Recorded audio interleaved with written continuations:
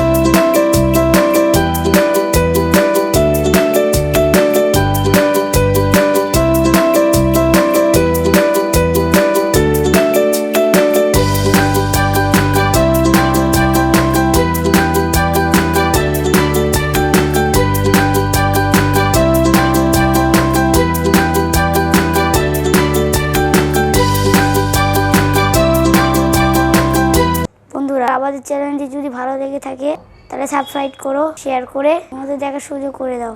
আর যেখানে থাকো ভালো থাকো, সুস্থ থাকো। বিদায়।